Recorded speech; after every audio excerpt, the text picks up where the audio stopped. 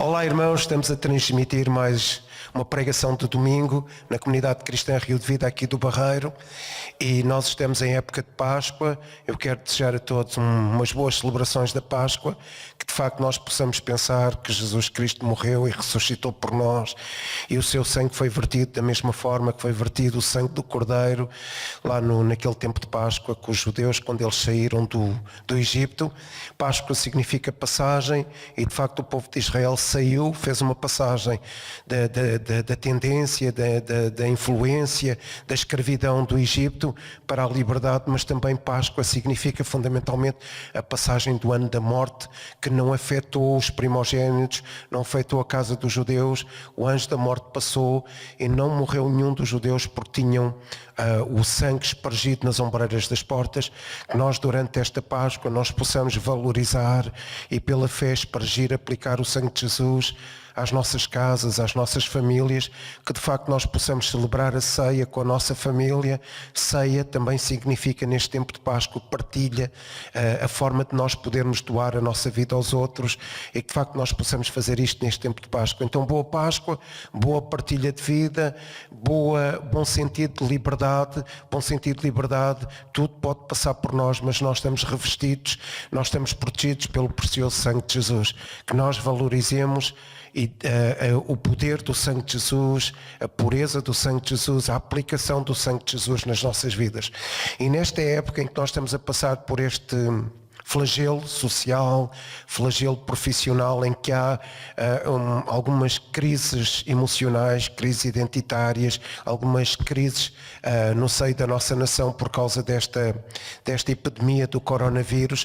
Há muitos pensamentos tóxicos, muitas ideias aprisionadas, muitas pessoas assustadas com o processo. Eu quero dizer que em Jesus Cristo nós temos uma saída de liberdade, porque o sangue de Jesus está espargido sobre nós.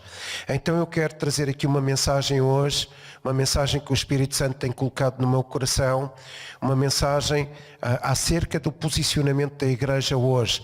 Semana passada eu falei acerca do posicionamento da Igreja em relação a Israel e em relação ao mundo, orar por Israel, proclamar sobre Israel, louvar sobre Israel, proclamar a vontade de Deus sobre Israel, louvar a Deus sobre Israel, mas também orar para que os judeus possam congregar novamente em Jerusalém, novamente em Israel, porque diz lá Jeremias 31 que Deus os dispersou, mas Deus os agregará novamente e Deus os protegerá.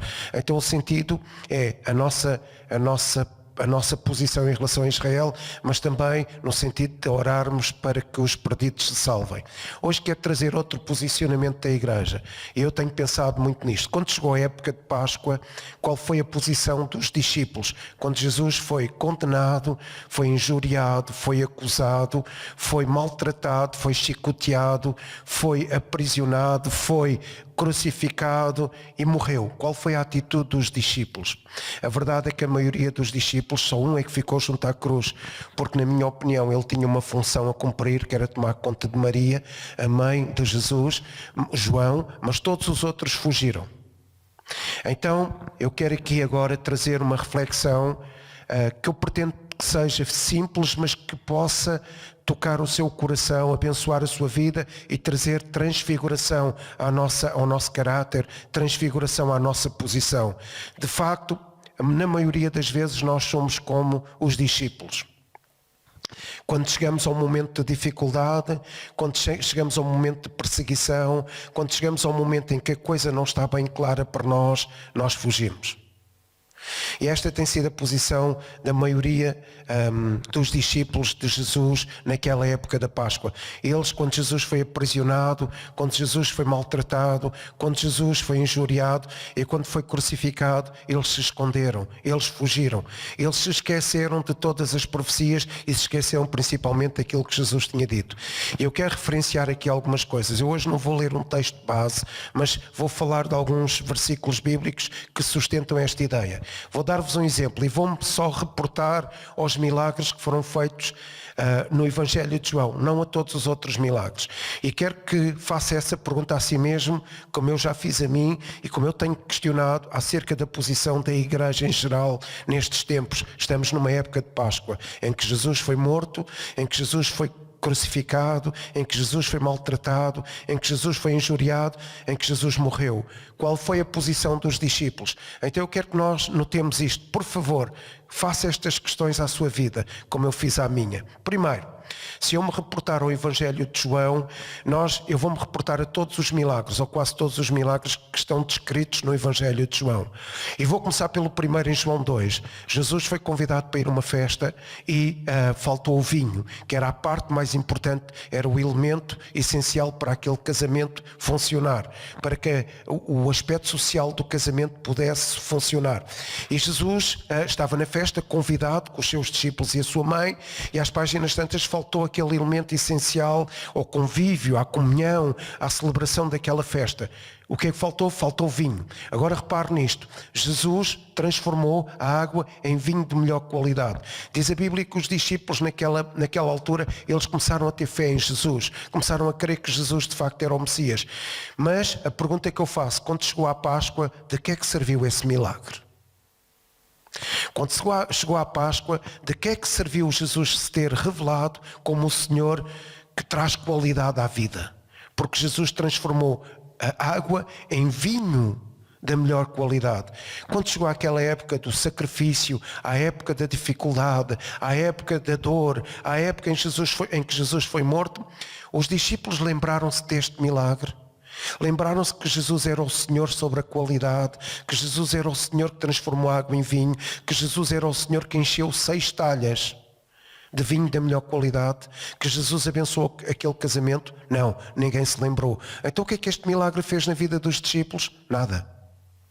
O que é que um milagre, quando nós temos olhado para a nossa vida, quando nós reconhecemos que Jesus é o Senhor da qualidade, que Ele já transformou a nossa vida em qualidade, quando há uma barreira, quando há uma adversidade, quando há um gigante que se levanta, quando há uma perturbação, será que nós pensamos que Jesus faz milagres ao ponto de transformar a nossa vida, que não era grande coisa, numa vida de qualidade?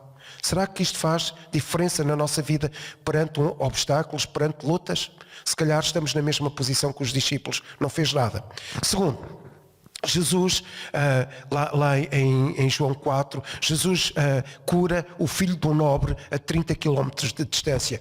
O homem vai ao encontro de Jesus e diz que o filho está doente, está a morrer, e Jesus reconhece aquela autoridade, reconhece que o homem tem fé na autoridade dele, de Jesus, e Jesus, noutros textos paralelos, semelhantes, noutros evangelhos, diz que em Israel não viu tamanha fé como a fé daquele centurião ou daquele nobre. A pergunta que eu faço é, Jesus curou o rapaz a 30 km de distância.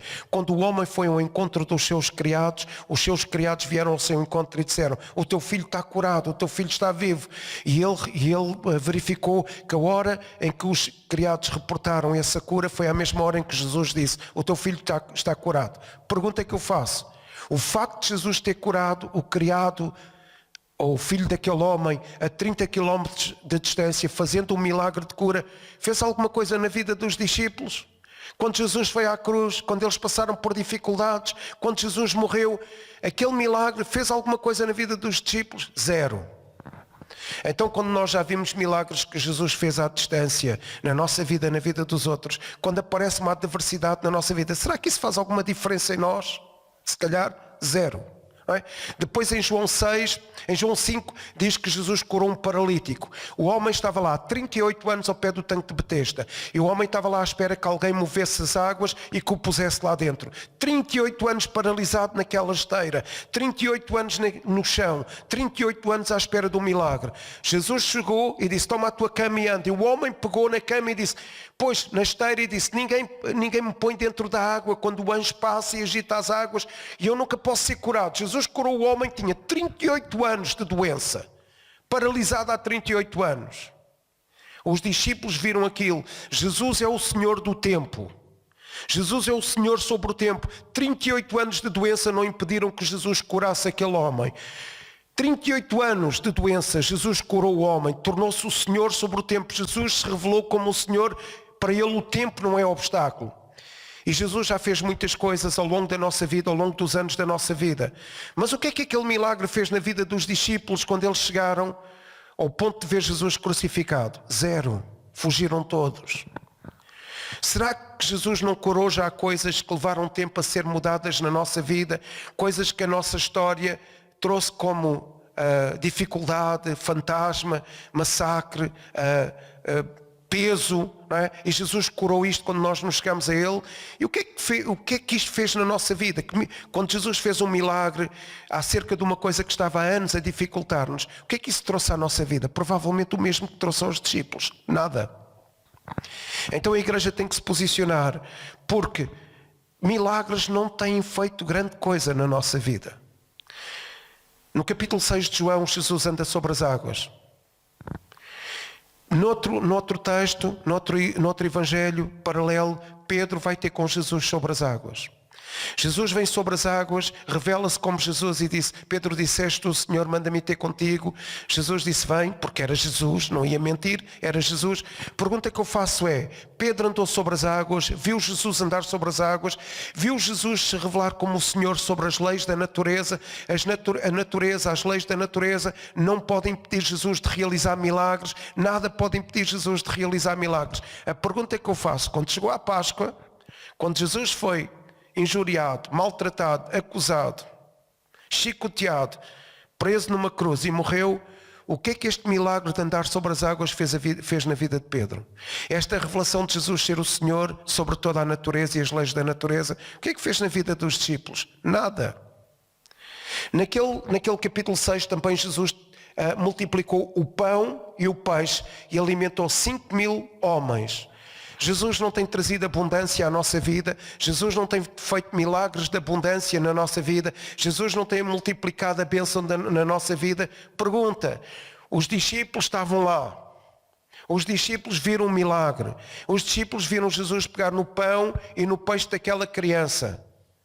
Poucos pães e poucos peixes. Pergunta: viram Jesus multiplicar o pão e o peixe por 5.000 pessoas, alimentar em abundância. Jesus, o que se revela ao Senhor da abundância, da suficiência, da quantidade. Pergunta que eu faço: o que é que este milagre de quantidade, multiplicando o pão e o peixe por 5.000 homens, o que é que esse milagre fez na vida dos discípulos quando chegaram perante a adversidade? Nada. Jesus não tem multiplicado a bênção sobre a nossa vida, mas quando nós enfrentamos adversidade, gigantes, problemas, demónios, questões difíceis para resolver, provavelmente nós nos esquecemos que Jesus já abençoou a nossa vida com abundância. No capítulo 9, Jesus cura um cego de nascença. O homem está cego, Jesus quer que ele veja, Jesus cura o homem, os discípulos perguntam: Jesus, quem é que pecou, ele ou os seus pais? E Jesus disse: nem pecou ele, nem pecaram os seus pais, isto se manifestou para que a glória de Deus se manifestasse nele. A pergunta: os judeus tinham uma máxima, uma premissa que era: sempre que alguém nascia cego de nascença é porque os pais ou o próprio homem tinha pecado. E Jesus disse: ninguém pecou. Os judeus atribuíam à cegueira de nascença uma maldição. E Jesus curou o homem. O que é que isto significa? Que Jesus é o Senhor a quem o infortúnio, a má sorte, não oferece obstáculo para fazer o milagre. Jesus passou por cima da má sorte daquele homem. Jesus ultrapassou a má sorte daquele homem. Jesus ultrapassou o infortúnio daquele homem e curou o homem que era cego de nascença. Quando os discípulos chegaram à cruz, à Páscoa, à dificuldade, quando crucificaram Jesus, quando se levantaram contra os discípulos, os judeus, pergunta que eu faço: este milagre fez alguma coisa na vida dos discípulos? Nada. Jesus também tem trazido uma transformação na nossa vida, uma transfiguração. Tem mudado a nossa sorte. Tem mudado a nossa sorte em todas as áreas da nossa vida. Tem trazido bênção a todas as áreas da nossa vida. Mas quando nós chegamos à nossa Páscoa, à nossa dificuldade, será que o milagre que Jesus operou em nós, mudando a nossa má sorte em bênção, maldição em bênção, será que essa é a referência para que nós caminhemos com ousadia, que nós caminhemos com intrepidez, que nós caminhemos com resiliência, continuando a buscar Deus? Se calhar faz a mesma coisa que fez o milagre na mente dos discípulos. Nada. Há uma coisa importante aqui. Os judeus diziam que o Messias tinha fazer 3 tipos de milagres: curar um cego de nascença, curar um leproso ou ressuscitar um morto. Jesus fez os 3. Os discípulos perceberam, ou podiam perceber, que ele era o Messias, mas quando chegou à altura da Páscoa, o que é que aconteceu? Nada. Eles fugiram todos perante a dificuldade. Em João 11, Jesus ressuscita Lázaro. Jesus chega mais tarde ao túmulo de Lázaro. Jesus chega mais tarde junto de Maria de Marta, a família de Lázaro. Eles pensavam que Jesus tinha esquecido. Jesus disse: não, isto acontece para que a glória de Deus se manifeste. E Jesus diz: Lázaro, sai para fora. Lázaro ressuscitou passado 4 dias de estar no sepulcro. Lázaro ressuscitou quando o corpo já estava a apodrecer no sepulcro. A pergunta que eu faço é: o que é que isto serviu? Este milagre em que Jesus se revela a ressurreição e a vida, Jesus se revela o poder sobre a morte. O que é que este milagre fez na vida dos discípulos perante a Páscoa, perante a dificuldade, quando Jesus foi maltratado e crucificado? Nada. Nós não vimos já Jesus ressuscitar a nossa vida, transformar vidas com o poder da ressurreição, e algumas pessoas até têm relatos de que Jesus ressuscitou fisicamente pessoas. A pergunta é: quando nós chegamos ao tempo de dificuldade, o que é que este milagre fez na nossa vida? Nada. Não fez o mesmo que fez na vida dos discípulos. Esqueceram-se que Jesus tinha ressuscitado Lázaro. Quando aquela mulher apanhada em adultério, a mulher, lá no capítulo 8 de João, a mulher adúltera, quando todos os religiosos estão para lançar uma pedra e querem matá-la, porque era assim que era castigada uma mulher apanhada em adultério, segundo a lei de Moisés, Jesus poupa a mulher e revela-se como o Senhor perdoador, o Senhor cheio de compaixão. Quando chegámos à Páscoa, o que é que isto serviu na vida dos discípulos? Zero. Provavelmente serviu na vida de Maria Madalena, a mulher que foi apanhada em adultério. Quando nós estamos perante as dificuldades, perante as adversidades, perante as lutas, nós não nos esquecemos que Jesus já nos perdoou. Nós não nos esquecemos que o nosso destino seria a morte. Nós não nos esquecemos que o nosso destino seria a morte eterna, seríamos condenados. Mas Jesus nos absolveu perante uma hostes de acusadores. Mas quando nós chegamos à dificuldade, quando nós chegamos àquela pressão, nós lembramos-nos disso? Não. Também a determinada altura Jesus revela-se como o Senhor profeta, o Senhor que tem a revelação, o Senhor que sabe ler o coração das pessoas, o Senhor que conhece o que vai dentro do coração das pessoas. João 4, ele está com a mulher samaritana e ele diz: olha, tu tiveste 5 maridos e o que agora tens não é teu marido. Ela diz: vejo que és profeta. E a mulher foi, e porque Jesus trouxe aquele ímpeto, aquele incremento sobre a vida dela, aquela revelação, a mulher foi e ganhou aquela vila, ganhou aquela cidade para Jesus. Mas quando nós estamos os discípulos estavam perante a cruz, lembraram-se disso? Lembraram-se que Jesus conseguia ler, conseguia saber o que ia no coração das pessoas, conseguia ver o que é que estava no coração das pessoas e para poder tratar os corações. Será que a mulher se lembrou disso? Será que os discípulos se lembraram disso quando chegou à cruz? Provavelmente não. Então nós não sabemos que Jesus lê o nosso coração, que Jesus cura a nossa alma, que Jesus tem trazido vida ao nosso coração, que Jesus tem trazido cura interior à nossa vida, que Jesus tem restaurado, tem transfigurado o nosso caráter. Mas quando chegamos perante a dificuldade, o que é que isso serviu? Nada.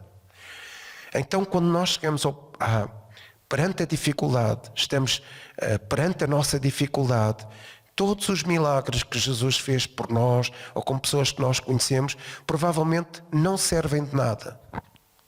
Não servem de nada. Porquê? Por uma razão muito simples. Porque os discípulos ainda não tinham o Espírito Santo.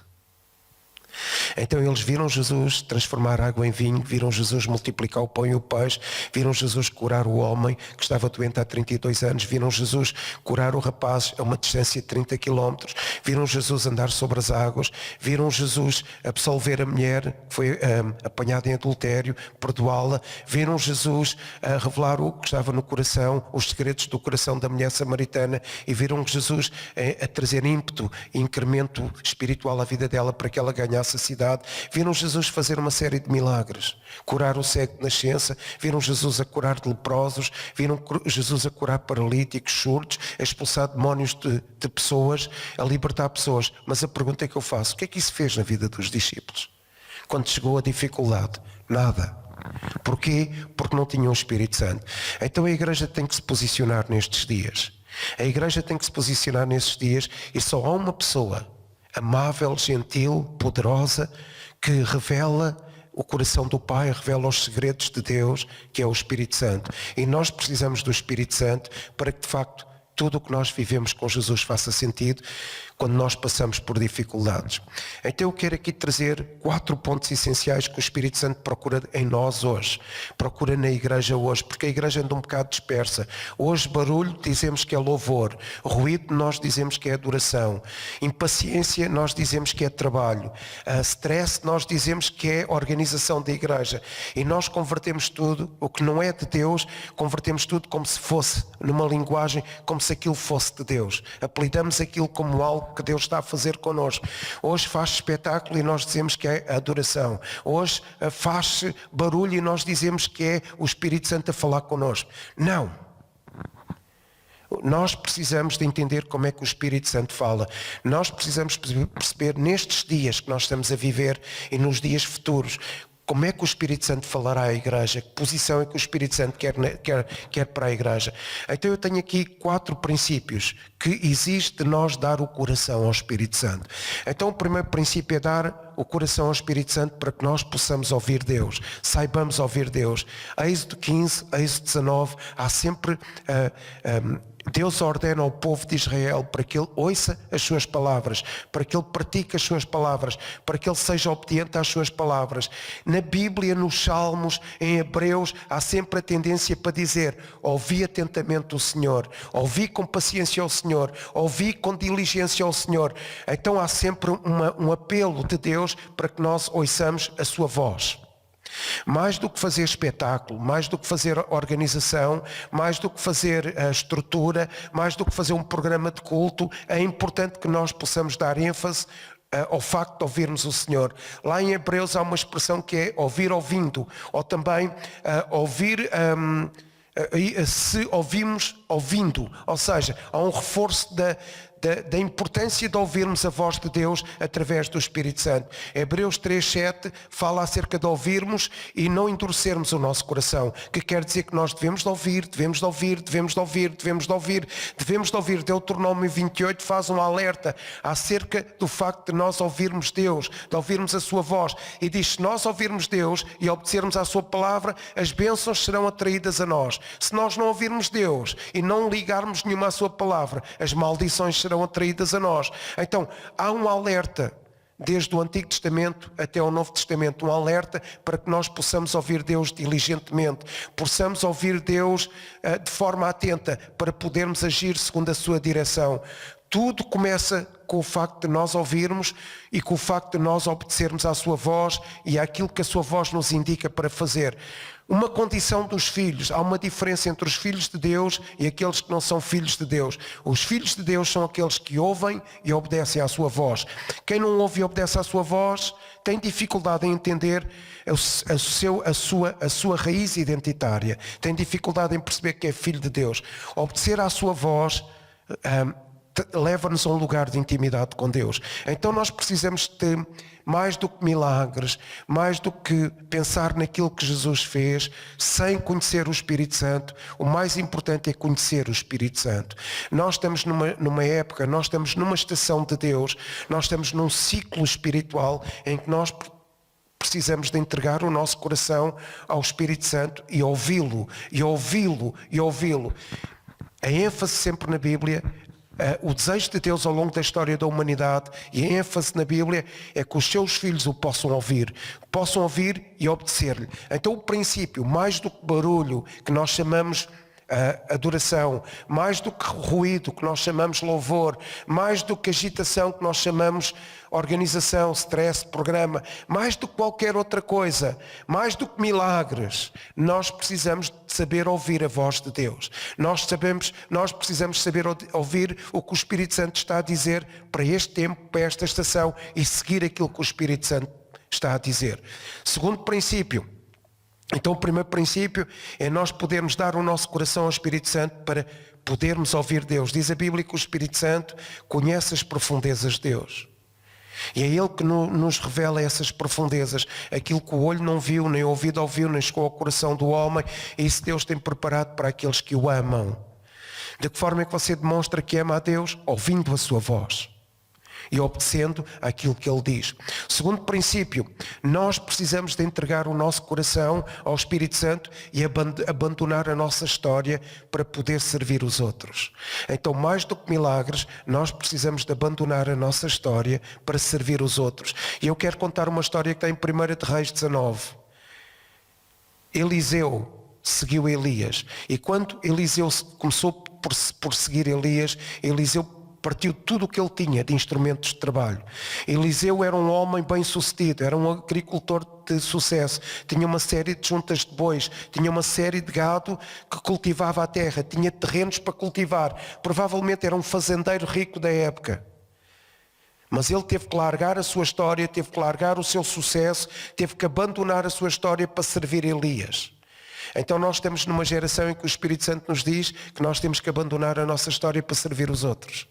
Quem não consegue abandonar o seu sucesso, quem não consegue abandonar a sua história, quem não está disposto a abandonar a sua história, a largar o seu sucesso pessoal para poder servir os outros, não está a ouvir a voz do Espírito Santo. E repare numa coisa, quando Eliseu seguiu Elias, Eliseu testou, pôs à prova. Elias pôs à prova Eliseu. Elias disse várias vezes num dia: fica aqui que eu vou para o outro lado. Eliseu disse: não, eu vou-te seguir. Passado um pouco, depois de terem chegado àquele lugar, Elias disse outra vez a Eliseu: fica aqui que eu vou para o outro lugar. E Eliseu disse: não, eu vou contigo. Então nós vamos ser postos à prova neste tempo, nesta estação do Espírito, nesta estação em que o mundo atravessa. A igreja vai ser posta à prova. A igreja vai ser posta à prova se dá mais atenção ao ruído, que se chama louvor, se dá mais atenção ao barulho, que se chama adoração, que se dá mais atenção ao espetáculo, que se chama programa de culto, ou se dá mais atenção à voz do Espírito Santo. A igreja vai ser testada, a igreja vai ser provada se dá de facto atenção à voz do Espírito Santo, mas a igreja também vai ser provada se dá o seu coração ao Espírito Santo, e se o Espírito Santo vai testar a igreja. De que forma? O Espírito Santo vai desafiar alguns para largar tudo, largar o seu sucesso pessoal, largar a sua história de sucesso pessoal, largar o seu passado, largar os instrumentos do seu trabalho, partir as juntas, partir os arados, matar os bois, cozer os bois e dar os bois para alimento da população. O Espírito Santo vai exigir de nós um desafio, vai testar-nos para de facto aferir se nós somos de facto servos que querem seguir a voz do Espírito Santo. O que é que Ele vai exigir? Que nós larguemos a nossa história, larguemos a história de sucesso, como Eliseu largou a história do seu sucesso, e vamos ser testados, e várias vezes o Espírito Santo vai dizer: vá, fica aqui, não quero que vás comigo. E nós vamos dizer: não, Espírito Santo, eu vou contigo. E diversas vezes o Espírito Santo vai testar a igreja. Num só dia o Elias testou Eliseu. Eliseu passou anos com Elias até se tornar profeta, e num só dia foi testado uma série de vezes. Num só dia a igreja vai ser testada. Num só dia o Espírito Santo vai aferir-se. A igreja entregou o seu coração a Jesus e está disposta a largar o sucesso da sua história para poder servir os outros, para poder dar a sua vida aos outros. Deus tirou o paradigma antigo da nossa mente, como tirou o paradigma antigo da mente de Eliseu, para que Eliseu pudesse avançar para uma nova estação do Espírito Santo. Eliseu tornou-se profeta porque foi testado, e só foi profeta com sucesso porque serviu Elias. E hoje nós estamos numa geração, numa sociedade em que ninguém quer servir ninguém, e atrevo-me a dizer isso: nós passamos por igrejas em que ninguém quer servir ninguém. E o princípio de seguir a voz do Espírito e andar segundo o Espírito é que nós possamos largar o nosso sucesso para entregar a nossa vida aos outros. E o Espírito Santo vai aferir isso diversas vezes. Durante algum tempo o Espírito Santo vai dizer a alguns de nós: fica aqui, não quero que vás comigo.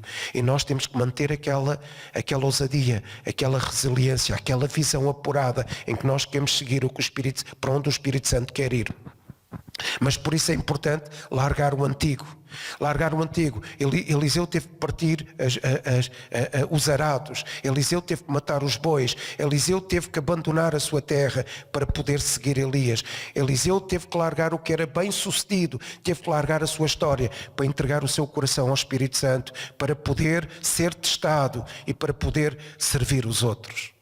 Então nós estamos numa fase da vida da igreja, nesta estação, mais do que milagres, que não fizeram nada na vida dos discípulos. Quando chegou à cruz, quando chegou à dificuldade, quando chegou à paixão da Páscoa, quando eles viram Jesus a ser massacrado e morto, fugiram todos. Os milagres que Jesus operou na sua presença não serviram de referência de ousadia, nem de referência de fé. Eles fugiram todos. Então para estes dias nós precisamos entregar o nosso coração ao Espírito Santo e ouvir o que Ele tem para dizer e obedecer-lhe. Nós precisamos de largar a nossa história de sucesso, entregar o coração ao Espírito Santo, seguir o Espírito Santo ao ponto de servirmos os outros, mesmo que o Espírito Santo em algumas fases da nossa vida, para nos provar, para aferir a nossa paixão por Ele. Ele diga, fica aqui. Terceiro ponto que Deus tem falado ao meu coração. Em alguns casos, nós vamos ser esquecidos. Nós entregamos o nosso coração ao Espírito Santo, mas temos que ter a capacidade de passar por este tempo em que somos esquecidos. E houve um tempo em que David teve que esperar.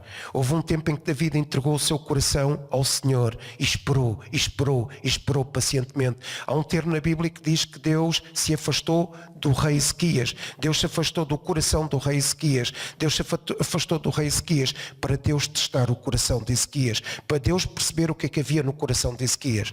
Então haverá um tempo em que Deus se vai afastar de nós, em que Deus nos vai testar, em que Deus vai tentar perceber o que é que há no nosso coração.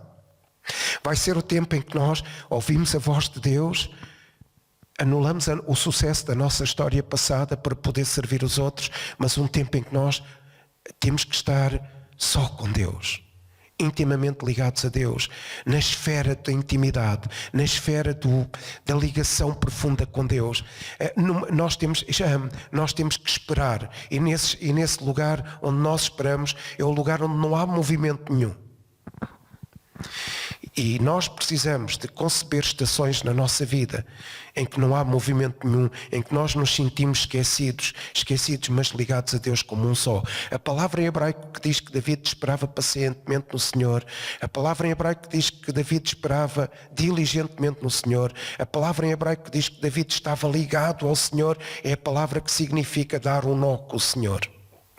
Então Deus não precisa de uma igreja que apenas tem referência aos milagres, porque já percebemos que os discípulos sem o Espírito Santo não usaram os milagres para poder avançar em fé quando Jesus foi crucificado. Então nós precisamos do Espírito Santo para ouvir a voz de Deus, nós precisamos do Espírito Santo para largar o sucesso da nossa história e servir os outros. Vamos ser testados, mas nós precisamos do Espírito Santo para passarmos esta estação em que estamos sozinhos com Deus, em que toda a gente na igreja nos vai esquecer, em que todo o mundo ao nosso lado nos vai esquecer, em que é aquela estação em que nós estamos sozinhos com Deus.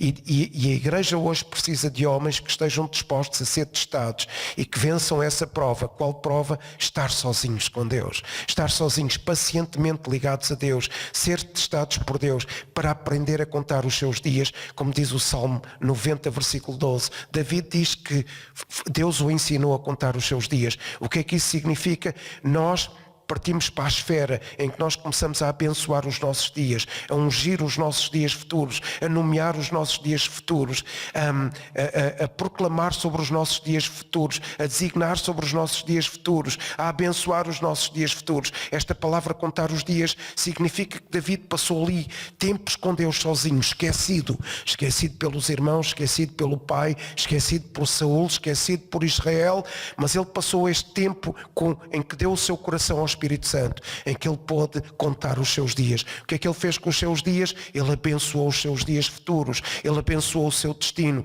ele abençoou o seu propósito, ele proclamou sobre o seu propósito, ele proclamou a bênção sobre aqueles dias que ele iria viver como rei no futuro. Então nós precisamos de dar o nosso coração ao Espírito Santo para passar estes dias em que nós podemos ser esquecidos, para abençoar o nosso futuro. Nós podemos ser esquecidos para estarmos ligados a Deus como um só. Nós podemos ser esquecidos para contar os nossos dias, para sermos testados, se nós temos realmente a força, a coragem, a impetuosidade, o discernimento, a visão para vivermos dias de bênção no futuro. Para que nós possamos viver o nosso propósito na plenitude no futuro. Então Deus quer uma igreja que saiba contar os seus dias. Deus quer uma igreja que ouça a voz. Deus quer uma igreja que anule o sucesso da sua história para servir os outros. Mas Deus quer uma igreja que aprenda a contar os seus dias. Aprenda a crer numa mudança de atmosfera. Aprenda a crer que, ficando a sós com Deus, ligado a Deus intimamente, consegue abençoar o seu destino, consegue avançar no seu destino, consegue ungir os seus dias para a vitória. David fez isso porque David priorizava esses dias em que estava sozinho com Deus. E nós precisamos de uma igreja que não esteja sempre em movimento. Nós precisamos de uma igreja que não esteja sempre em barulho. Nós precisamos de uma igreja que não esteja sempre em ruído. Nós precisamos de uma igreja que não esteja sempre em espetáculo. Nós precisamos de uma igreja que priorize o tempo em que está com Deus. Mesmo que para os homens pareça estar esquecido. Nós precisamos de uma igreja que agrade o coração de Deus, conheça o coração de Deus. E isso só é possível não no barulho, não no movimento, não no ruído, não no espetáculo, não no programa, não naquilo que nós concebemos como programa de culto, mas isto só é possível com homens que querem passar tempo ligados a Deus, mesmo que pareçam esquecidos. Deus vai nos testar se nós ouvimos a sua voz. Sempre o que Deus quis, ansiou para que o ser humano fizesse é que ouvisse e obedecesse à sua voz. Deus vai testar-nos para perceber se nós estamos a alargar o sucesso da nossa história para servir os outros. Mesmo quando Deus afere o nosso coração dizendo fica aqui, nós dizemos não, Espírito Santo, eu vou contigo. Mas Deus também nos testa quando Ele nos põe naquela estação sem movimento, em que nós damos um nó com Deus, ficamos ligados intimamente e o Espírito Santo revela-nos os segredos do coração de Deus, para que nós possamos ungir o nosso futuro, ungir os nossos dias, nomear os nossos dias, cumprir o nosso destino. Gente com barulho, gente com espetáculo, não consegue entender o que Deus tem para o seu futuro, nem consegue entender como avançar no futuro, ungindo os seus dias. E quer falar acerca do último ponto, mais do que milagres. Os milagres não serviram para que os discípulos pudessem viver a Páscoa com alegria, pudessem viver a Páscoa com fé, pudessem viver a Páscoa com ousadia. Todos fugiram da cruz, à exceção de João, que tinha que tomar conta de Maria, a mãe de Jesus. Mas a maioria dos discípulos fugiram. Milagres não servem para que nós possamos ultrapassar as adversidades e gigantes para viver para além da morte, para viver o poder da ressurreição. Precisamos do incremento do Espírito Santo. Então nós precisamos de dar o nosso coração ao Espírito Santo para conhecer o próprio Espírito Santo. Então nós precisamos dar o nosso coração ao Espírito Santo para ouvir Deus falar para estes dias e para obedecer. Nós precisamos dar o coração ao Espírito Santo para que nós possamos anular o sucesso da nossa história e que Ele não nos impeça de poder servir os outros, ser testado por Deus, ser provado por Deus e seguir a direção do Espírito Santo. Nós precisamos dar o nosso coração ao Espírito Santo para que nós possamos ficar no lugar, na estação em que nós estamos sozinhos com Deus, mesmo que para os outros nós fiquemos esquecidos, mas para que nós possamos saber contar os nossos dias e abençoar o propósito que Deus tem para nós e possamos ser plenos na realização desse propósito. Mas nós também precisamos dar o coração ao Espírito Santo para que nós possamos nestes dias, mais do que fazer barulho, que nós chamamos música, mais do que fazer ruído, que nós chamamos louvor, mais do que fazer espetáculo, que muitos chamam de adoração, mais do que fazer programa, que muitos chamam de cultos, nós precisamos conhecer na intimidade o Senhor Espírito Santo. Então nós precisamos de conhecer o Espírito Santo. O Espírito Santo é o maior dom que Deus deu à Igreja. O Espírito Santo é o dom que Jesus conhecia bem, porque Ele disse, eu vou pedir ao Pai que vos dê o Consolador. E Jesus disse que nos ia conceder o Senhor Espírito Santo, conceder esse dom, porque Jesus disse, recebereis o dom do Espírito Santo. Então Jesus sabia muito bem o que estava a falar. Jesus sabia que Ele estava a falar do dom do Espírito Santo que era concedido à igreja. Ele sabia quando ele partisse para o Pai, o dom do Espírito Santo iria ser liberto sobre a sua igreja. Aquele dom que era divinamente possível Deus dar à igreja. Então nós precisamos conhecer esse dom divinamente possível que Deus nos deu através da pessoa do Espírito Santo. Deus não quer que a igreja seja impotente. Deus não quer que a igreja seja paralisada. Deus não quer que a igreja viva tempos sem avançar. Então Deus concebeu a ideia de nos dar o dom do Espírito Santo. E Jesus falou acerca do dom do Espírito Santo para que a igreja seja plena na realização do seu propósito para esta estação, para estes dias, para esta geração. Então o Espírito Santo está em nós e nós devemos conhecer e nós devemos lhe dar tanta importância como se Jesus andasse connosco. Então nós devemos dar o coração ao Espírito Santo para perceber que Jesus anda connosco. Nós devemos dar o coração ao Espírito Santo para que nós possamos, com Jesus em nós possamos expulsar demónios, curar os enfermos, abençoar as pessoas, ouvir Jesus e avançar no propósito de Deus nesta terra. Então nós precisamos de dar o nosso coração ao Espírito Santo para que nós possamos viver tempos de poder, tempos de unção, ou seja, fazer o que Jesus fez. Então eu quero que nós entendamos uma coisa, que só faz sentido fazer a igreja, só faz sentido ter um propósito para esta geração, só faz sentido sermos uma igreja no sentido de nós podermos ser bem-sucedida, ouvir a voz de Deus, saber a que direção seguir e obedecer-lhe, saber que Deus não quer que nós nos fiquemos amarrados, presos ao passado sucesso, mas que possamos seguir a direção do Espírito Santo servindo os outros.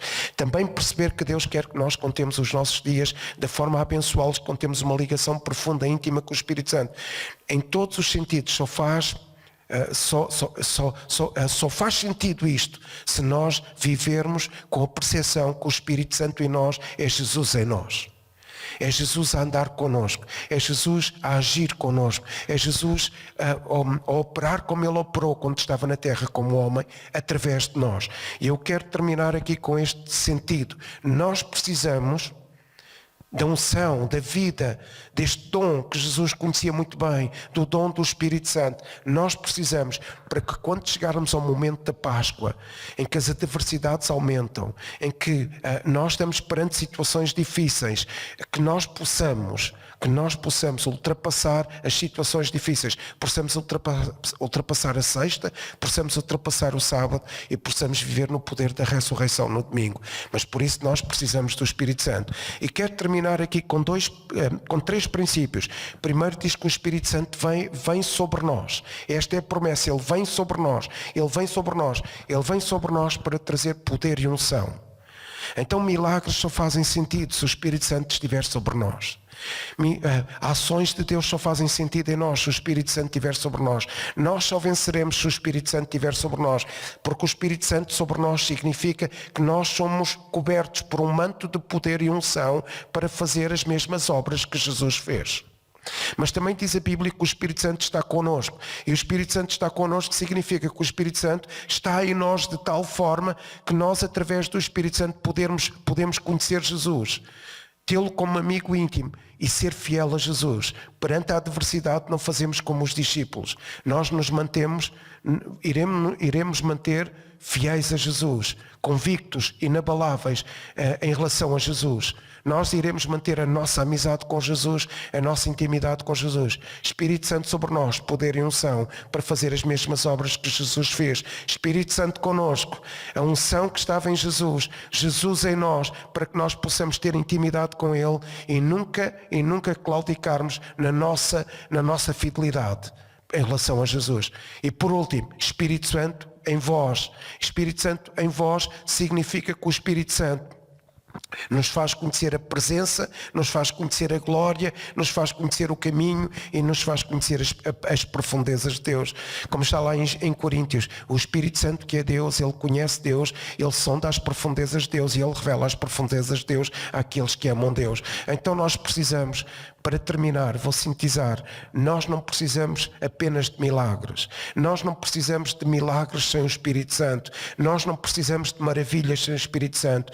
Nós não precisamos de funcionamento sem o Espírito Santo. Nós não precisamos de adoração sem o Espírito Santo. Nós não precisamos de programas sem o Espírito Santo. Nós não precisamos de ver milagres em Jesus sem nós termos o Espírito Santo para poder discernir a profundidade desses milagres, a forma como esses milagres podem tocar a nossa vida. Nós não precisamos de milagres sem o Espírito Santo.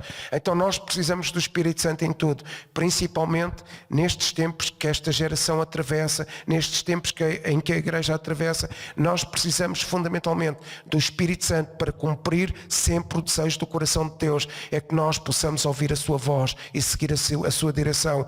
Nós precisamos de entregar o nosso coração ao Espírito Santo para que nós possamos largar todo o sucesso da nossa história passada e nós possamos seguir a direção do Espírito Santo, mesmo sendo provados e testados, para poder servir os outros. Nós precisamos da ação do Espírito Santo da nossa vida, para que mesmo no tempo em que nós sejamos considerados esquecidos, nós tenhamos uma relação com Deus tão íntima, tão íntima, tão íntima, em que nós aprendamos a contar os nossos dias, em que nós aprendamos a abençoar os nossos dias, em que nós aprendamos a ungir os dias futuros que aí vêm da nossa vida, do propósito que Deus tem para nós, para que nós possamos avançar nesse propósito e alcancemos a vitória. E nós precisamos de dar o nosso coração ao Espírito Santo, não fazer nada sem o Espírito Santo, porque é o Espírito Santo o dom divino que Deus nos deu, o dom que Deus deu à Igreja, o dom mais maravilhoso que Deus deu à Igreja, porque é através do Espírito Santo em nós, sobre nós e por nós, é através do Espírito Santo que nós podemos realizar as mesmas obras que Jesus, com o seu poder e unção. É através do Espírito Santo em nós que nós podemos conhecer Jesus na intimidade e ser-lhe fiel até ao fim, e é através do Espírito Santo por nós que nós podemos conhecer o caminho, a glória,